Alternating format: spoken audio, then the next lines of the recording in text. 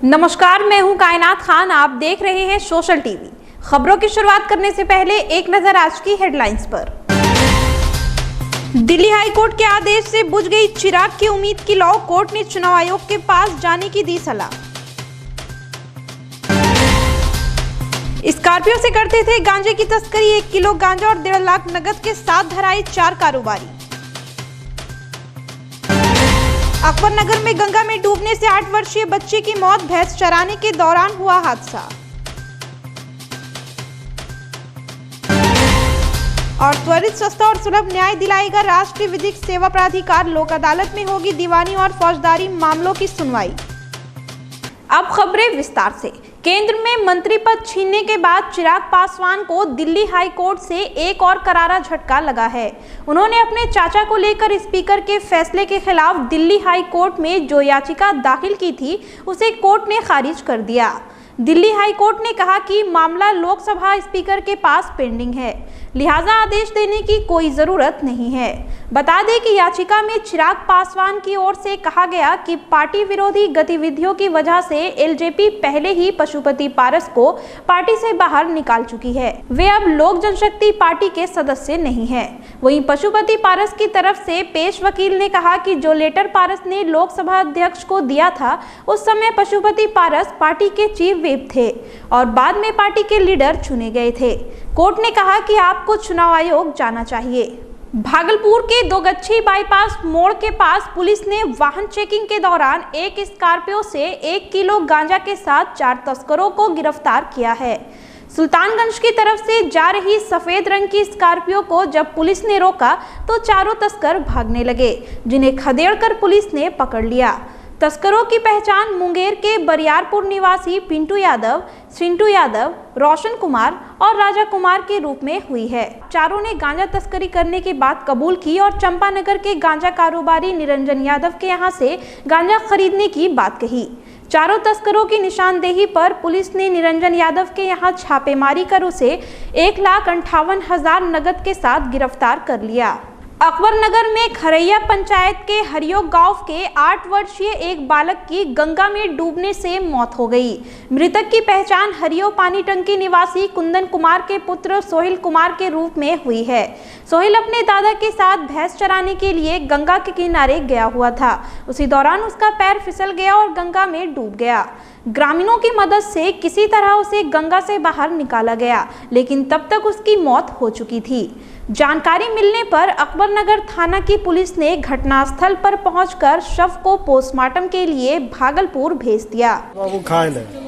खान के कल के तो देखिए नुनु भैंसिया में आवे छै, खाए के बस इतना दूरी नहीं है। भैंस चराने के लिए गया था, नदी में बैठलो ले भैंसिया सब। त्वरित, सस्ते और सुलभ न्याय के लिए 10 जुलाई को राष्ट्रीय लोक अदालत का आयोजन किया जा रहा है, जहां राष्ट्रीय विधिक सेवा प्राधिकार दीवानी और फौजदारी मामलों के साथ विभिन्न मामलों की सुनवाई करेगा। भागलपुर विधिक सेवा प्राधिकार की सचिव रूपा कुमारी ने बताया कि राष्ट्रीय लोक अदालत में सुलहनीय मामले, बैंक, टेलीफोन, बिजली पानी आदि की समस्याओं का ऑन द स्पॉट निष्पादन किया जाएगा।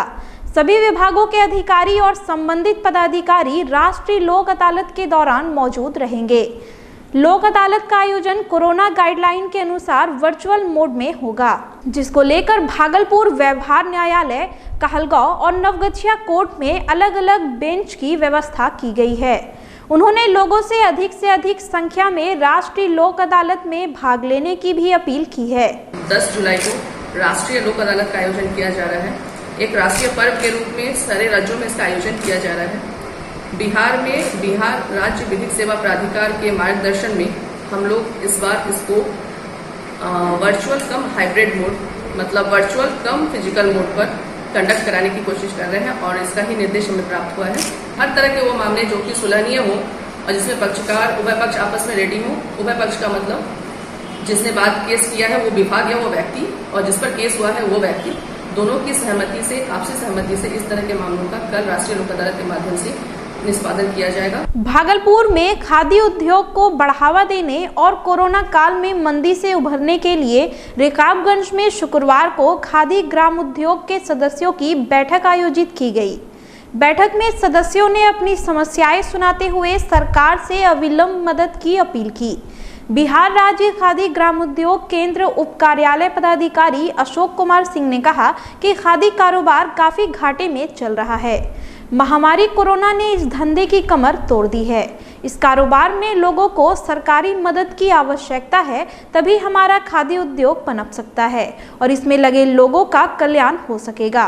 उद्देश्य सभी खादी संस्थाओं के जो मंत्री हैं, प्रतिनिधि हैं, उनसे मिलना, उनकी समस्याओं को जानना और उसकी बेहतरी के लिए उपाय करना, वही जानने समझने के उद्देश्य से हम आए हैं। और हम लोग चूँकि मिलेंगे समझेंगे तभी हम जो कुछ अगर नीतियों में कुछ अगर सुधार करने की ज़रूरत है तो उसमें सुधार कर पाएंगे। आप अभी देख ही रहे थे कि कई नई बातें हमारे सामने आई जो हम जिससे वाकिफ नहीं थे। तो मिल के जब तक जिनके बीच में नहीं जाएंगे, खादी बुनकरों के बीच में, कठिनों के बीच में, तो हम समझेंगे कैसे।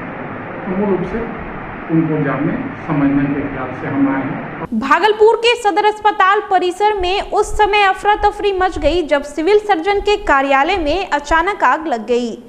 आग बिजली के जर्जर तारों के शॉर्ट सर्किट से लगी थी, जिससे थोड़ी देर के लिए पूरे अस्पताल में भगदड़ की स्थिति बन गई। आग विकराल रूप धारण करती इसके पहले वहां मौजूद स्वास्थ्य कर्मियों ने अग्निशमन यंत्र की मदद से आग पर काबू पा लिया।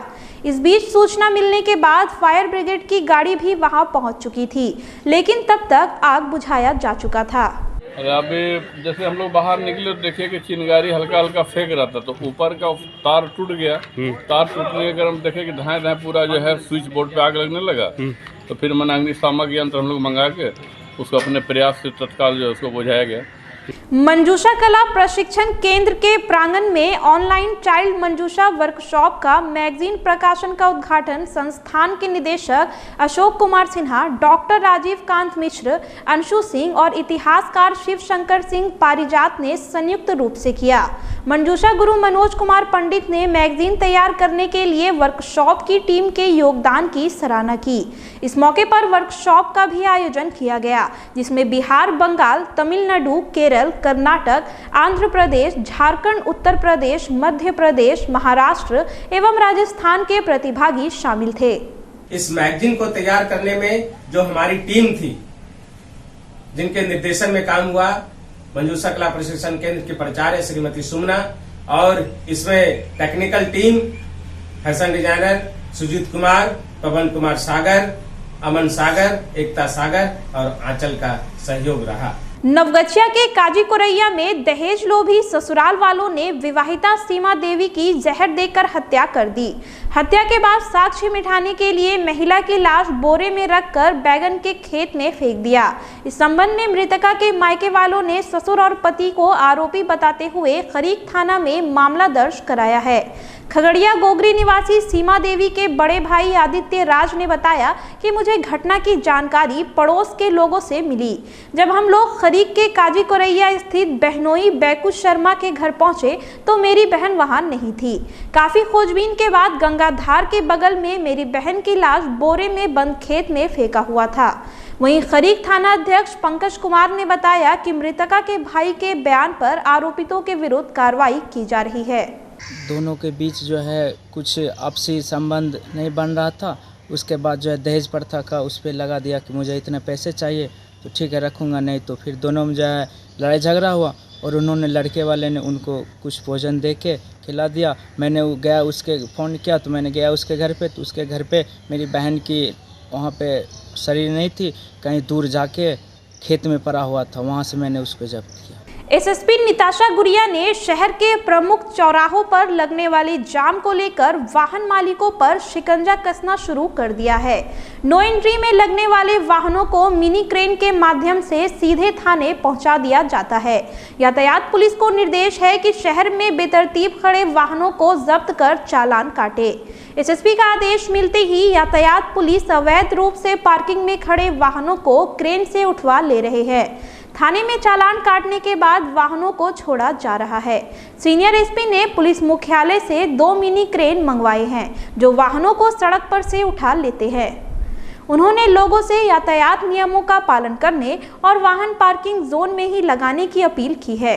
भागलपुर वासियों से मेरा निवेदन रहेगा कि कोरोना का संकट अभी भी टला नहीं है।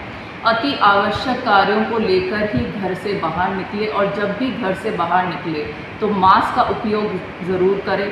साथ ही साथ नगर में चूँकि अत्यधिक वाहन होने की वजह से जाम की समस्या भी उत्पन्न होती है, इसीलिए वे कोशिश करें कि अपने वाहनों को जो उचित पार्किंग है वहीं पे लगा करके अपने कार्यों का निष्पादन करें, ताकि आम जनता जो बाकी सड़क का उपयोग करती है उनको भी ट्रैफिक की समस्या से निजात मिल सके। फिलहाल खबरों में इतना ही है, मुझे दीजिए इजाजत, नमस्कार।